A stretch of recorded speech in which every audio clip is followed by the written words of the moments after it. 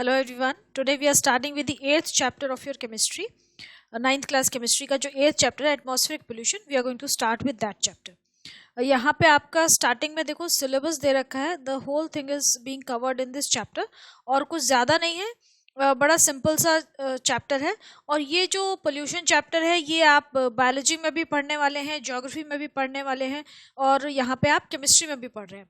And as such मतलब syllabus के हिसाब से तो ये ऑब्वियसली इंपॉर्टेंट है because it is going to fetch you marks. But otherwise also आपकी डेली लाइफ के लिए जो हम जिंदगी जी रहे हैं, हमारी हेल्थ को अफेक्ट करता है ये पोल्यूशन. जो वर्ड है, जो टर्म है, जो फिनोमिना है, it is very important for us. We can not neglect it. हमें इसके बारे में काफ़ी कुछ सब कुछ पता होना चाहिए ताकि हम अपने आप को इससे बचा सकें, पोल्यूशन क्रिएट ना करें, हम इसके क्रिएशन में हेल्प ना करें. और दूसरा हम अपने आप को इससे सेफ गार्ड कर सकें. We should be safe from polluting effects of pollution. जो भी पोल्यूटिंग कंपोनेंट्स हैं या पोल्यूटेंट्स हैं उनके इफेक्ट से हमें अपने आप को सेफ भी रखना है. So all this we are going to study. हम यहाँ पे जो आपके केमिस्ट्री में जो सिलेबस है that is only atmospheric pollution, मतलब एटमॉस्फेयर के डिफरेंट लेयर्स में जो पोल्यूशन हो रहा है उसके बारे में ही हम स्टडी करने वाले हैं इस चैप्टर में. So let us start. पहले यहाँ पे कह रहे हैं कि एनवायरनमेंट हमारा जो भी है, हमारा एनवायरनमेंट क्या है, जो सम टोटल हमारे जो सराउंडिंग्स हैं, जितनी भी चीज़ें हमारी सराउंडिंग्स में आ रही हैं. हमारा बायोलॉजी में आप पढ़ते हैं ना, फैक्टर्स पढ़ते हैं एनवायरनमेंट में, एनवायरनमेंट के कंपोनेंट्स पढ़ते हैं. तो एनवायरनमेंट के कंपोनेंट्स क्या होते हैं, जितने भी अबायोटिक फैक्टर्स हैं. अबायोटिक फैक्टर्स मतलब नॉन लिविंग कंपोनेंट्स. हमारे जितने भी नॉन लिविंग कंपोनेंट्स हैं वो आपके अबायोटिक फैक्टर्स ऑफ एनवायरनमेंट में आ जाते हैं. और जितने भी लिविंग कंपोनेंट्स हैं वो बायोटिक फैक्टर्स में आ जाते हैं. अबायोटिक में क्या आ जाएगा आपका, soil, air, water, temperature, humidity, ये सब आपके अबायोटिक कंपोनेंट्स होते हैं. और बायोटिक में आ जाएंगे जो भी लिविंग है, जैसे कि हम ह्यूमन बींग्स हैं, एनिमल्स हैं, प्लांट्स हैं, जितनी भी लाइफ है वो सारी बायोटिक कंपोनेंट्स हो जाते हैं. तो ये हमारे एनवायरनमेंट है. अब हमारा एनवायरनमेंट ये कह रहे हैं कि it comprises the physical and the biological world in which we live, that is air, water and land. और ये जो एनवायरनमेंट है, जो कंडीशंस हैं, ये एक जगह से दूसरी जगह चेंज होती रहती है. As we move from one place to another, physical conditions भी चेंज होती है. और वहाँ की जो लाइफ है, जो बायोटिक लाइफ है, जो फ्लोरा एंड फोना है, फ्लोरा एंड फोना भी आपने ये टर्म सुनी होगी कई बार, फ्लोरा एंड फोना. तो फ्लोरा का मतलब हो जाता है द प्लांट लाइफ, जहाँ प्लांट लाइफ है किसी एरिया की, that is known as the flora. And fauna refers to the animal life. कितने तरह के एनिमल वैरायटी है वहाँ पे, कितने तरह के एनिमल्स रह रहे हैं, वो सारे fauna they comprise of they comprise the fauna और they make up the fauna of that particular region. तो एनवायरनमेंट जो है, it comprises of both the factors, biotic and abiotic factors. It changes from region to region since it results from a combination of different factors. बहुत सारे factors environment को affect करते हैं, इसीलिए regional climate या regional जो environment होता है वो different होता है. ठीक है. तो अब और क्या क्या चीज़ें हो सकती हैं जो कि हमारे एक तो नेचुरल फैक्टर्स हैं वो हमारे एनवायरनमेंट को अफेक्ट कर रहे हैं. उसके अलावा इंडस्ट्रियल एक्टिविटीज़, हमारे faster modern modes of transportation, they also add many harmful substances to the environment. That is they release certain gases which are added to the environment and they cause atmospheric pollution. हमारे जो atmosphere की जो natural balance है उसको ख़राब करते हैं, उसको डिस्टर्ब करते हैं. एंड दे कन्वर्टेड इनटू सच ऐसी परसेंटेज हो जाती है कुछ गैसेस की कि जो कि हमारे लिए बहुत हार्मफुल है, हमारे लिए, हमारे सराउंडिंग्स के लिए, हमारे सराउंडिंग्स में जो एनिमल लाइफ है या जो प्लांट लाइफ है सबके लिए बहुत हार्मफुल है. So these harmful substances they are potentially toxic. Potentially toxic मतलब बहुत ज़्यादा पोटेंशियल है, बहुत स्ट्रांगली टॉक्सिक है, बहुत ज़्यादा नुकसान करते हैं. And they are the principal cause of pollution. Pollution के मेजर कॉजेज है ये. तो एनवायरमेंटल पोल्यूशन क्या हो गया कि it is the effect of undesirable changes in our surroundings that have a harmful effects on plants, animals and humans. ठीक है. ऐसे कुछ भी अनडिजायरेबल चेंजेस जो हो रहे हैं, मतलब ऐसे चेंजेस हो रहे हैं जो कि हमारे लिए बेनिफिशियल नहीं है. अनडिजायरेबल है, अनडिजायरेबल वर्ड यहाँ पे यूज किया है, मतलब ऐसे कोई भी चेंज हमारी सराउंडिंग में जो कि हमारे लिए बेनिफिशियल नहीं है, which we do not desire. We don't want those changes but still they are taking place, हमारी ही एक्टिविटीज़ की वजह से हो रहे हैं. ऐसा नहीं है कि कोई एक्स्ट्रा टेरेस्ट्रियल लोग आ रहे हैं दूसरे प्लैनेट से, वो पोल्यूशन कॉज कर रहे हैं, हम ही कर रहे हैं उस काम को, लेकिन वो हमारे लिए बेनिफिशियल नहीं है, हेल्दी नहीं है हमारे लिए, ठीक है। तो that is known as environmental pollution. The word pollution is derived from the Latin word pollutes, which means made dirty. So pollution itself means you are making something dirty. Now, pollution is created by harmful substances generally produced by human beings. Mostly human beings का he created है pollution. Nature भी pollution create करती है कुछ circumstances में, लेकिन वो भी ना मैक्सिमम ह्यूमन बींग्स के ही वजह से नेचर पे इतना प्रेशर पड़ता है that it creates problems. So, the substances or the pollutants that contaminate and degrade Earth's environment have an adverse impact not only on human life but also on plants and animals. मतलब जो भी हम pollutants create कर रहे हैं अपनी progressive activities, so called progressive activities की वजह से, उसकी वजह से एनिमल और प्लांट लाइफ दोनों ही डिस्टर्ब होती है। नेचर सर्टनली हैज़, अच्छा एक और इम्पॉर्टेंट चीज़, अब ये क्या कह रहे हैं यहाँ पे कि नेचर जो है, nature in itself it is very powerful, nature बहुत पावरफुल होती है, नेचर हर चीज़ को हैंडल कर सकती है, क्योर कर सकती है, लेकिन एक लिमिट तक। नेचर के पास हम जितना भी पोल्यूशन क्रिएट करें उसको नल एंड वॉइड करने का, उसको ऐसी चीज़ों में कन्वर्ट करने का जो कि हमारे लिए हार्मफुल नहीं है, which are in fact beneficial for us. Nature के पास ऐसी टेक्निक है कि वो पोल्यूटेंट्स को हमारे लिए यूजफुल चीज़ों में कन्वर्ट कर दे, लेकिन इट टेक्स टाइम। और फिर आपको रेट जो है, rate of production of pollutants is much more, और नेचर में जो ये प्रोसेस होती है थोड़ी स्लो होती है। तो हम इतने रेट से पोल्यूटेंट्स प्रोड्यूस कर रहे हैं कि बेचारी नेचर उसकी रिसाइकलिंग नहीं कर पाती है, ठीक है। Nature has the capacity to accommodate some of these pollutants by way of recycling और storage in harmless form. However, when these pollutants are added to the environment at a much faster rate, मतलब हम बहुत ज़्यादा pollutants produce कर रहे हैं, तो nature बेचारी क्या करेगी, it leads to deterioration of environment, क्योंकि नेचर उस रेट से उसको रिसाइकल नहीं कर पाती है, उसको एक बेनिफिशियल फॉर्म में कन्वर्ट नहीं कर पाती जिस रेट से हम इतने ज़्यादा पोल्यूशन क्रिएट कर रहे हैं। So, these toxic and otherwise harmful substances that have an undesirable impact on different components of the environment and life forms, they are known as pollutants. तो pollutants क्या हो गए, ऐसी चीज़ें जो कि हमारी लाइफ पे, हमारे आसपास की लाइफ पे एडवर्स इफेक्ट क्रिएट कर रही हैं, ठीक है। एडवर्स मतलब नेगेटिव, एडवर्स मीन्स अनवांटेड, जो कि हमें नहीं चाहिए, ऐसा इफेक्ट हमारे ऊपर हो रहा है। सो these effects are caused by pollutants. So anything which affects our health, which affects our normal lifestyle, which affects the quality of our life, which affects the quality of the air around us, which affects the quality of natural products around us, that is a pollutant, ठीक है। Adversely affect कर रहा है जो इन सब चीज़ों को। Now on the basis of their origin, कि पोल्यूटेंट्स कहाँ से ओरिजिनेट हो रहे हैं, पैदा कहाँ से हो रहे हैं, कहाँ से रिलीज हो रहे हैं, उनके बेसिस पे pollutants can be classified into two types, that is natural and man made. एक नेचुरल पोल्यूटेंट्स हैं, नेचुरल सोर्स से जो मिलते हैं हमें, अपने आप क्रिएट हो रहे हैं, और दूसरे मैन मेड पोल्यूटेंट्स हैं। तो नेचुरल में क्या है, सबसे पहले volcanoes. Volcanoes are a major source of natural pollution, pollutants naturally release करते हैं वॉल्केनोज। वॉल्केनोज क्या होते हैं कि अर्थ के अंदर कुछ ऐसे चेंजेस होते रहते हैं जिसकी वजह से अर्थ में बहुत सारी, आपने पढ़ा होगा ज्योग्राफी में कि मूवमेंट होते हैं, टेक्टोनिक प्लेट्स के प्रेशर क्रिएट होता है, अंदर टेम्परेचर बढ़ जाता है या गैसेस का प्रेशर बढ़ जाता है, तो वोल्केनोज इरप्ट होते हैं।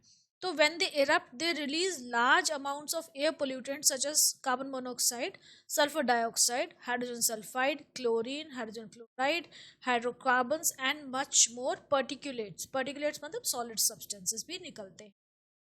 तो इतनी सारी जो गैसेस हैं ये बहुत ज़्यादा पोल्यूशन कॉज करती हैं, और लावा जब वॉल्केनो इरप्ट होता है तो उसके जो पोल्यूटेंट्स हैं, जो लावा भी होता है और जो पोल्यूटेंट्स होते हैं, वो बहुत बहुत दूर तक, किलोमीटर्स ऑफ एरिया में स्प्रेड हो जाते हैं। लावा तो कई रीजन्स में जाता है, लेकिन लावा यूजफुल भी होता है, तो उसमें मिनरल्स होते हैं, तो it is good for vegetation, okay. Next is decaying vegetation. Decaying vegetation जो है वो natural source of air pollution है, कि ऑर्गेनिक मैटर जो है हमारा सॉइल में, उसमें से माइक्रोब्स जब उस पर एक्ट करते हैं, कोई चीज़ सड़ती गलती है तो उस पर माइक्रोब्स एक्ट करते हैं, then they release certain gases that is nitrous oxides, तो उनका पूरा डिग्रेडेशन नहीं हो पाता, तब दे रिलीज पोल्यूटेंट्स, गैसेस जो हैं वो पोल्यूटेंट्स हैं. Then forest fire, naturally forest में कई बार आग लग जाती है, the trees rub against each other and they catch fire, और महीनों सालों वो जंगल में आग लगी ही रहती है. तो forest fire they also release poisonous gases, carbon such as carbon monoxide. Then wind and dust storms, अब विंड स्टॉर्म्स भी आते हैं, डस्ट स्टॉर्म भी आते हैं, तो ये भी क्या करते हैं, ये बहुत सारे पर्टिकुलेट मैटर को यहाँ से वहाँ लेके जाते हैं, which causes a lot of pollution. Air pollution का बहुत बड़ा कॉज है ये. देन ये तो हो गए natural. Now man made sources of, man made sources कौन से हैं, ये आप बचपन से आप पढ़ते आ रहे हैं, आपको टिप्स पे होंगे ये सारी चीज़ें, है ना यार, आराम से आप बता सकते हो कि सबसे पहले तो हो गए ऑटोमोबाइल्स. ऑटोमोबाइल्स जो हैं वो डीजल यूज़ करते हैं, पेट्रोल यूज़ करते हैं फ्यूल की तरह, और उससे पोल्यूशन क्रिएट होता है. उससे पोल्यूशन दो तरह से क्रिएट होता है. एक तो ये है कि जो व्हीकल्स ऑन रोड हैं उनके इंजन्स जो हैं, व्हीकल्स पुराने हो चुके हैं, उनके इंजन्स की सर्विसिंग नहीं होती है ढंग से, तो इंजन जो है, इंजन्स की एफिशिएंसी बहुत कम हो गई है. इंजन्स की एफिशिएंसी कम होने से क्या होगा कि जो फ्यूल जो यूज़ कर रहे हैं वो कम्प्लीटली यूज़ अप नहीं होता है, कम्प्लीटली ऑक्सीडाइज नहीं होता है, कंबशन नहीं होता है, कंप्लीट कंबशन नहीं होता है फ्यूल का. इनकम्प्लीट कंबशन जब होता है फ्यूल का, तो बहुत सारी पॉइजनस गैसेस रिलीज होती हैं, स्पेशली कार्बन मोनोऑक्साइड. अगर कंप्लीट कंबशन हो जाएगा तो CO2 रिलीज होगी. CO2 भी एक्सेस में पोल्यूशन कॉज करती है, लेकिन फिर भी वो इतनी पॉइजनस नहीं होती जितनी कि कार्बन मोनोऑक्साइड पॉइजनस होती है. तो इनकम्प्लीट कंबशन बहुत बड़ा ये एक प्रॉब्लम है, incomplete combustion of fuels. Incomplete combustion of fuels releases carbon monoxide, sulfur dioxide, hydrocarbons, nitrogen oxides, and particulates like lead. Again, certain solid materials are also they also come out along with these gases. Then next is factories. Factories जो हैं दे also release, factories भी बहुत सारी poisonous gases release करती हैं, such as carbon dioxide, sulphur dioxide, nitrogen monoxide and particulates. Factories पे भी control करना बहुत ज़रूरी है. और फैक्ट्रीज जो रूल हैं हमारे वो ये कहते हैं कि सिटीज़ के बाहर होनी चाहिए और प्लांटेशन बहुत ज़्यादा होनी चाहिए उनके आगे, उनके चारों ओर, लेकिन ऐसा होता नहीं है. That is why they create a lot of pollution. Then industrial processes, बहुत सारी ऐसी इंडस्ट्रियल प्रोसेस हैं जो कि हद से ज़्यादा पोल्यूशन क्रिएट करती हैं. They release different types of pollutions. Air pollutant release करती हैं अलग अलग तरीके की, और वो एयर पोल्यूटेंट कौन से होंगे, कितने रिलीज होंगे, वो उस पर डिपेंड करता है कि उस फैक्ट्री में कौन सा काम चल रहा है, कौन सी किस चीज़ की वो इंडस्ट्री है. जैसे कि coal power plants release carbon monoxide, sulphur dioxide, ash and smoke. जहाँ पे कोल मैन्युफैक्चर होता है, कोल से पावर बनती है, वहाँ पे ये सब होता है. देन फर्टिलाइजर इंडस्ट्रीज, जहाँ पे फर्टिलाइजर्स बन रहे हैं वहाँ पे नाइट्रोजन के ऑक्साइड्स और अमोनिया. नाइट्रोजन के ऑक्साइड तीन होते हैं ना, नाइट्रोजन मोनोऑक्साइड, नाइट्रस ऑक्साइड और नाइट्रोजन डाइऑक्साइड. तो ये तीनों ऑक्साइड्स रिलीज होते हैं, plus ammonia is also release. They are all poisonous. Then decay of crop residue. Rural areas में क्रॉप जो है वो बच जाती है, और वो पड़ी, अब देखो एक फील्ड है, बहुत सारे फील्ड्स हैं, अब वहाँ पे क्या हुआ कि क्रॉप ग्रो कर गई, हार्वेस्टिंग हो गई, हार्वेस्ट कर लिया आपने, जो भी आपका प्रोड्यूस था वो आपने ले लिया, मार्केट में बेच दिया. अब जो सॉइल में जो रिमेन्स रह जाते हैं, क्रॉप की कटिंग होती है ना, हार्वेस्टिंग जिसे हम कहते हैं, तो उसको ऐसे उखाड़ते थोड़ी है पूरा जड़ से, उसमें वो जो उसकी रूट्स हैं वो छोड़ देते हैं वहाँ पे, है ना, स्टबल जिसको हम बोलते हैं, उसके लिए हम एक वर्ड यूज करते हैं स्टबल. तो वो वहीं पे छोड़ देते हैं, क्योंकि वहाँ पे क्या होता है, डिग्रेड होता है, सड़ती है, और वहाँ पे अगर काफ़ी टाइम तक छोड़ेंगे तब तक वो सॉइल को क्या करती है, एनरिच कर देती है, क्योंकि सॉइल वो मिनरल्स में कन्वर्ट हो जाती है, वो सॉइल को नेचुरल फर्टिलाइजर प्रोवाइड करती है. लेकिन अब जो हमारे जो फार्मर्स हैं उनके पास इतना टाइम नहीं होता कि उस स्टबल को, उस जो बचा हुआ है, जो रिमेन्स है, उनको ऐसे ही छोड़ दें महीनों के लिए. तो क्या होता है कि वो सड़ती है जब वहाँ पे, तो उसमें से बहुत सारी CO, कार्बन मोनोऑक्साइड और मीथेन, ये सब गैसेस रिलीज होते हैं, दे कॉज एटमॉस्फेरिक पोल्यूशन. नहीं, अगर ऐसे नहीं करते हैं, छोड़ते नहीं हैं, तो फार्मर्स एक और काम करते हैं, ये आपने न्यूज़ में बहुत सुना होगा, पराली जलाना. तो फार्मर्स क्या करते हैं, वो जो क्रॉप रेजिड्यू अपने फील्ड्स में आग लगा देते, बर्न देयर फील्ड्स. तो बर्निंग से क्या होता है कि वो जितना भी क्रॉप रेजिड्यू है सारा बर्न हो जाता है, और उनको मेहनत नहीं करनी. तो बर्निंग तो हो गई, उनको मेहनत नहीं करनी पड़ी, लेकिन उससे पोल्यूशन बहुत ज़्यादा कॉज होता है, हद से ज़्यादा पोल्यूशन कॉज होता है. आपने न्यूज़ में आप लोग सुनते होंगे कि जब ये हार्वेस्टिंग सीजन होता है उसके बाद कितने सारे फील्ड्स में, एग्रीकल्चरल फील्ड्स में आग लगा देते हैं किसान, and it causes a lot of pollution around Delhi, और जितने भी हमारे एग्रीकल्चरल जोन्स हैं वहाँ पे बहुत ज़्यादा पोल्यूशन क्रिएट हो जाता है, स्मॉग क्रिएट होता है because of this reason.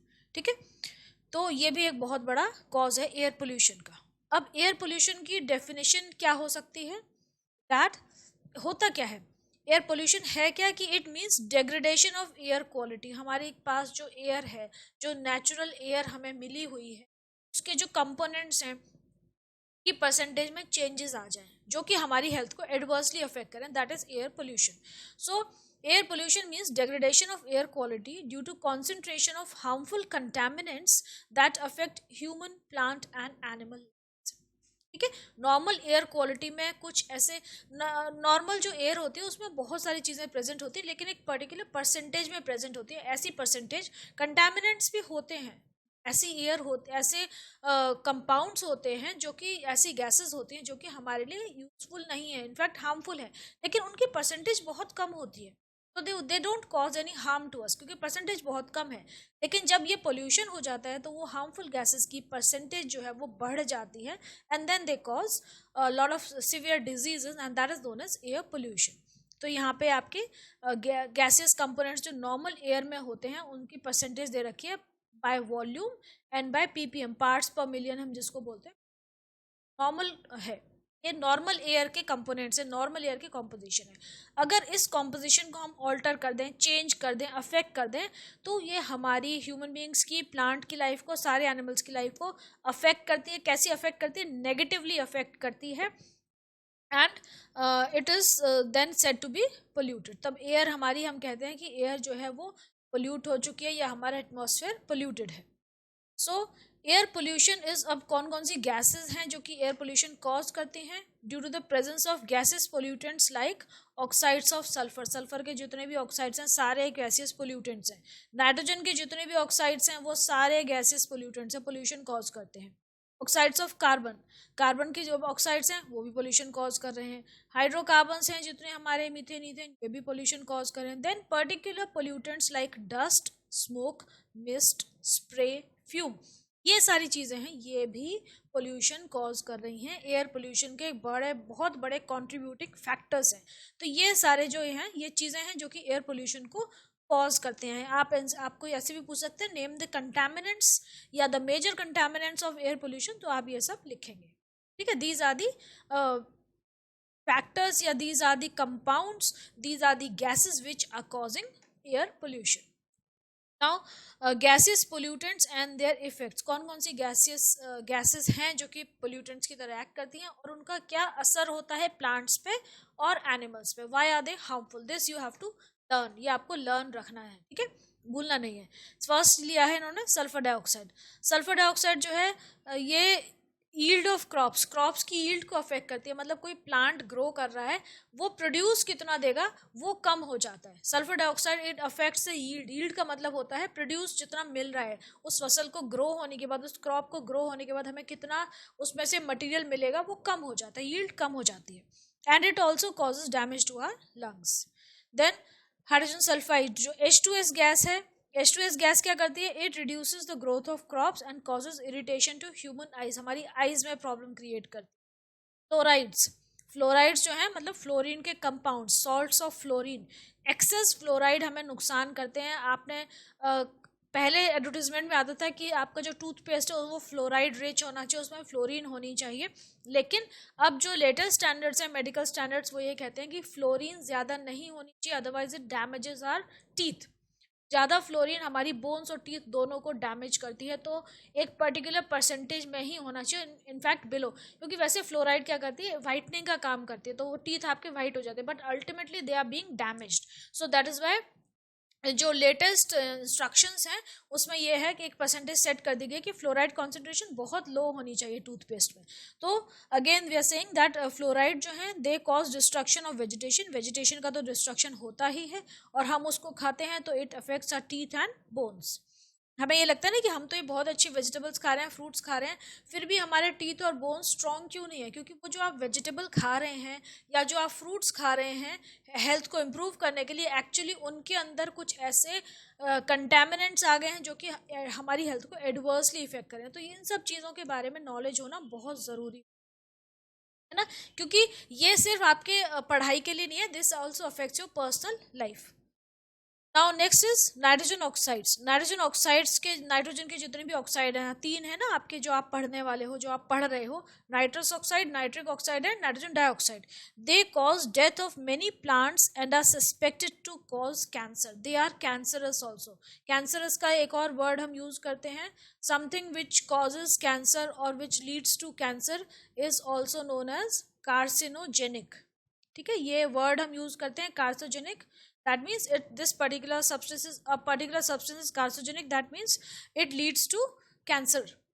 So these are all carcinogenic substances. इसके बाद कार्बन मोनोऑक्साइड। कार्बन मोनोऑक्साइड क्या करती है? It prevents haemoglobin from carrying oxygen to different parts of the body. कैसे? कार्बन मोनोऑक्साइड जो है वो it has got great affinity for haemoglobin. आपको हीमोग्लोबिन पता है, हीमोग्लोबिन क्या होता है ना, HB। हीमोग्लोबिन एक कंपाउंड है जो कि हमारे ब्लड में प्रेजेंट होता है और वो ऑक्सीजन के साथ कंबाइन करके ऑक्सीजन को ऑक्सी हीमोग्लोबिन कंपाउंड बनाता है और वो उसको हमारे पूरी बॉडी में स्प्रेड करता है, ट्रांसपोर्ट करता है। मतलब haemoglobin basically is the carrier of oxygen. Oxygen को लेके जाता है हमारी बॉडी के हर सेल में ब्लड के थ्रू और वहाँ पे ऑक्सीजन डिलीवर करता है। और कार्बन डाइऑक्साइड जो है वो वापस आ जाती है। अब ये जो कार्बन मोनोऑक्साइड है, carbon monoxide prevents haemoglobin to from carrying oxygen, क्योंकि कार्बन मोनोऑक्साइड जो है उसकी एफिनिटी हीमोग्लोबिन के लिए बहुत ज़्यादा है, much more as compare to oxygen. It is 200 times much more reactive. तो वो जैसे ही आपका ब्लड या आप कार्बन मोनोऑक्साइड के कांटेक्ट में आते हैं तो कार्बन मोनोऑक्साइड आपने इनहेल की, it automatically immediately it mixes with your blood. Haemoglobin उसको एब्जॉर्ब कर लेता है और हीमोग्लोबिन एब्जॉर्ब कर लेता है कार्बन मोनोऑक्साइड को, तो आपके ब्लड में हीमोग्लोबिन में एम्प्टी स्पेस नहीं बचता ऑक्सीजन को एब्जॉर्ब कर। इसीलिए हमारा ब्लड जो है वो ऑक्सीजन नहीं कैरी कर पा रहा, क्योंकि ऑक्सीजन जहाँ पे रहनी थी, जो जो स्पेसेस ऑक्सीजन के लिए रखे थे गए थे, वेकेंट थे, वहाँ पे कौन आ गया? कार्बन मोनोऑक्साइड के मॉलिक्यूल्स आ गए। तो दैट मीन्स ऑक्सीजन के लिए तो अब जगह ही नहीं बची, तो ऑक्सीजन कैरी नहीं हो पाती, उसकी जगह कार्बन मोनोऑक्साइड कैरी होती है। तो the person, the people, the plants, the animals, they die of poisoning. Carbon monoxide poisoning से उनकी डेथ हो जाती है, क्योंकि ऑक्सीजन नहीं मिलती है, डेफिशिएंसी ऑफ ऑक्सीजन हो जाती है हर सेल में, सेल्स रेस्पायर नहीं कर पाते, अल्टीमेटली द पर्सन डाइज। तो कार्बन मोनोऑक्साइड पॉइजनिंग होती है। ठीक है, मतलब इसमें हो क्या रहा है कि ऑक्सीजन नहीं पहुंच रही है। Then tobacco. टोबैको स्मोक से लंग कैंसर होता है। बहुत अवेयरनेस है इस बारे में, लेकिन फिर भी people do smoke. Then lead. Lead जो है it enters air from motor vehicles. Motor vehicle के जो एग्जॉस्ट होते हैं उसमें से, जहाँ पे कि पेट्रोल में पहले टेट्राइथाइल लेड डलता था, अब उसको गवर्नमेंट ने बैन कर दिया है। तो it impairs bodies metabolic activities. हमारी बॉडी की जो नॉर्मल मेटाबॉलिक एक्टिविटीज हैं वो अफेक्ट होती हैं उससे। Next is cotton dust. Cotton की जो डस्ट होती है, बिल्कुल फाइन ऐसे धूल जैसे पार्टिकल्स होते हैं कॉटन के, they produce lung fibrosis and smoke particles cause ESMA and other lung diseases. Cotton dust जो होती है वो हम इनहेल करते हैं और वो हमारे लंग में जाके, लंग्स की जो ब्रांचेज हैं, जो एल्वेलर ब्रांचेज होती हैं, वहाँ पे जाके जम जाती है and it causes lung fibrosis. मतलब जो एयर, जो स्पेस में ऑक्सीजन आनी थी वहाँ पे कॉटन पार्टिकल्स, या कॉटन की डस्ट जिसको हम बोलते हैं, बहुत फाइन डस्ट होती है, वो जाके वहाँ पे सेटल हो जाती है, वो रिमूव नहीं हो पाती। तो that is lung fibrosis. And ESMA होता है, और भी बहुत सारी लंग डिजीजेस हो सकती हैं। देन अब पोल्यूटेंट, अब एक और पोल्यूटेंट की बारे में बात कर रहे हैं, which is a combination of oxides of nitrogen and sulphur and of partially oxidised hydrocarbons and their derivatives produced by industry and automobiles, forms a dark thick dust and soot laden fog and is known as smog। मतलब smoke जो आया industries का, जिसमें कि oxides of nitrogen थे, sulphur और बहुत सारे हाइड्रोकार्बन से जो कम्प्लीटली ऑक्सीडाइज नहीं हुए थे, वो वाला स्मोक मिल के जब फॉग पार्टिकल्स के साथ कंबाइन करता है, then we call it smog. ये आपको सर्दियों में बहुत ज़्यादा देखने को मिलता है स्मॉग। ठीक है, बिल्कुल व्हाइटिश होता है। फॉग अलग चीज़ है, स्मॉग अलग चीज़ है। फॉग में पोल्यूशन नहीं होता, फॉग में सिर्फ एक मिस्टी फिल्म बन जाती है, लेकिन smog is very very harmful, pollution है, ये पोल्यूटेंट है, ठीक है। Smog is noxious and irritating, ये आप अगर आप इनहेल करते हो तो एक आपके रेस्पिरेटरी प्रॉब्लम्स कॉज करता है, आपके सफोकेशन कॉज करता है आपके रेस्पिरेटरी ऑर्गन्स में, and it can even cause death by suffocation, and it also reduces visibility. इसकी वजह से एक्सीडेंट्स भी बहुत होते हैं, तो it is also indirect cause of death of so many people. Accidents बहुत होते हैं स्मोक की वजह से। The other main pollutants together contribute to more than 90% of the global air pollution। जो इसके अलावा और एयर पोल्यूटेंट्स हैं वो क्या हैं? नाइट्रोजन के ऑक्साइड्स N2O, NO और NO2, hydrocarbons mainly methane, sulphur dioxide, sulphur के oxides SO2, SO3, hydrogen sulphide, carbon monoxide, इसके अलावा कुछ और particulates that is small solid particles and liquid की जो ड्रॉपलेट्स होती हैं, they are also pollution causing pollutants हैं। अब आपको ये जो ऑक्साइड्स ऑफ नाइट्रोजन, सल्फर और कार्बन है, ये अलग से आपके सिलेबस में दे रखा है, थोड़ा सा इनके बारे में। तो oxides of nitrogen as air pollutants, कौन कौन से ऑक्साइड्स हैं? एक तो नाइट्रिक ऑक्साइड और नाइट्रोजन डाइऑक्साइड, इसके बाद नाइट्रोजन नाइट्रस ऑक्साइड भी है, ठीक है। अभी क्या कह रहे हैं कि बर्निंग ये एंटर कैसे करता है एटमॉस्फेयर में? एक तो फ्यूल्स बर्न होते हैं जब फर्नेस में, तो टेम्परेचर बढ़ जाता है, और उस हाई टेम्परेचर पे जो नाइट्रोजन है वो ऑक्सीजन के साथ कंबाइन करके ऑक्साइड्स बना लेती है नाइट्रोजन के डिफरेंट, जो कि पोल्यूशन कॉज करते हैं। या फिर जब फ्यूल एक किसी व्हीकल के अंदर इंटरनल कंबशन इंजन में बर्न करता है, तब भी ऑक्साइड्स ऑफ नाइट्रोजन प्रोड्यूस होते हैं, and they enter the atmosphere as exhaust gases from automobile engines में से जो एग्जॉस्ट निकलता है, जो गैसेस रिलीज होती हैं, उसमें नाइट्रोजन के ऑक्साइड्स होते हैं। Then nitric acid is formed by the reaction between, जब इलेक्ट्रिक डिस्चार्ज होता है, थंडर स्टॉर्म है, बारिश हो रही है, तूफान आ रहा है, तो क्या होता है? नाइट्रिक एसिड बनता है उसमें, क्योंकि इलेक्ट्रिक डिस्चार्ज प्रोड्यूस होता है थंडर की वजह से, और वहाँ पे एटमॉस्फेरिक नाइट्रोजन और ऑक्सीजन कंबाइन कर जाते हैं, और तब नाइट्रिक एसिड बन के नीचे आता है। नाइट्रिक एसिड क्या करता है? Acidity, acid rain, it comes down as acid rain and it destroys our crops and buildings and animal life also. Nitric oxide further reacts, इसके बाद नाइट्रिक ऑक्साइड जो बनता है वो भी एटमॉस्फेयर ऑक्सीजन के साथ और ओजोन के साथ रिएक्ट करता है और नाइट्रोजन डाइऑक्साइड गैस बनाता है, which is also again a pollutant. देखो क्या हुआ, nitric oxide plus oxygen NO2 बन गया, नाइट्रोजन डाइऑक्साइड बन गया, या नाइट्रिक ऑक्साइड प्लस ओजोन तब भी NO2 बन गया, दोनों पोल्यूशन कॉजिंग है। इसके हार्मफुल इफेक्ट्स क्या हैं कि it causes irritation and mucous membrane, जो हमारी जो थ्रोट से जो नोज के अंदर की मेम्ब्रेन है, नेजल मेम्ब्रेन और थ्रोट की जो मेम्ब्रेन है, दोनों म्यूकस मेम्ब्रेन है, इसमें इरिटेशन कॉज करता है। इरिटेशन कॉज करने का मतलब कि इसमें स्वेलिंग हो जाएगी, आपको अनकंफर्टेबल फील होगा, इसमें कुछ इन्फेक्शन हो जाएगा, तो it causes irritation. Then large concentration of NO2 may cause serious lung disease, इससे बहुत सारी सीरियस लंग डिजीज भी हो सकते हैं, which can last your life time, उसको हम कहते हैं ना क्रॉनिक डिजीजेस हो जाती है। Then it also causes serious injury to vegetation, plants की लीव्स को बर्बाद करते हैं। अगर सूरज सनलाइट की प्रेजेंस में नाइट्रोजन डाइऑक्साइड क्या करती है, ये फोटोकेमिकल स्मॉग बना लेती है, जिससे कि आइज में बहुत सारी प्रॉब्लम होती है, आइज की बर्निंग सेंसेशन, कॉर्निया अफेक्ट होता है आपका, एस्मा के अटैक्स आते हैं, नेजल और थ्रोट इन्फेक्शन होते हैं, तो ये सारी चीज़ें मतलब they are really very very harmful, बहुत प्रॉब्लम होती है इससे। कंपाउंड्स ऑफ सल्फर, सल्फर क्या करें, सल्फर के कंपाउंड्स कौन कौन से? एक तो आपका SO2 सल्फर डाइऑक्साइड, दूसरा SO3 सल्फर ट्राइऑक्साइड, तीसरा H2S हाइड्रोजन सल्फाइड, ये सारे पोल्यूटेंट्स हैं, बहुत मेजर पोल्यूटेंट्स हैं।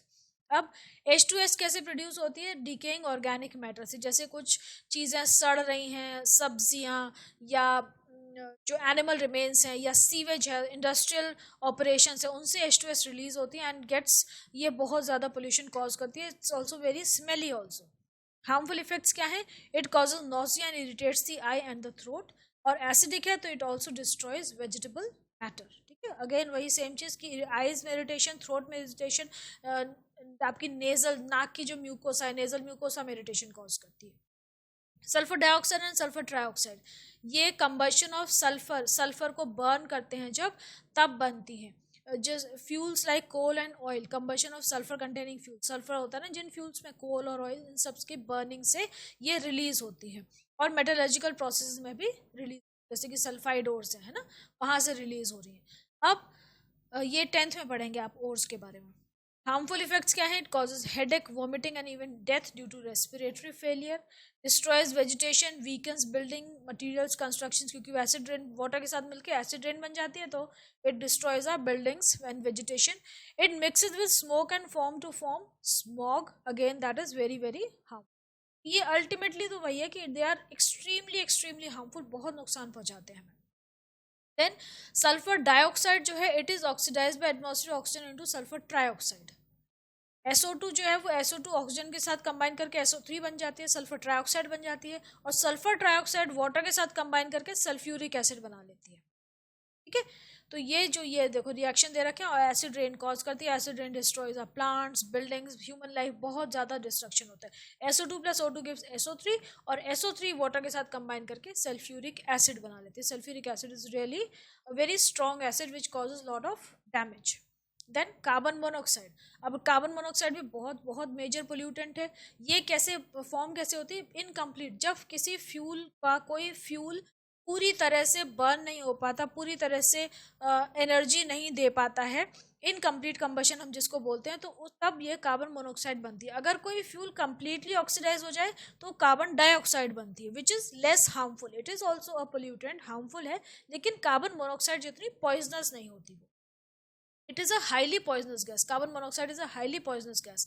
हम इसको इनहेल करते हैं तो डायरेक्टली हमारी ब्लड स्ट्रीम में चली जाती है, वहाँ पे हीमोग्लोबिन के साथ कंबाइन करती है, और कार्बोक्सी हीमोग्लोबिन बना के ये हमारी पूरी बॉडी में ट्रैवल करती है, टिश्यूज में, तो ऑक्सीजन की डेफिशिएंसी हो जाती है, और कार्बन मोनोऑक्साइड की पॉइजनिंग हो जाती है, and the person dies. Carbon monoxide binds 200 times more strongly than oxygen.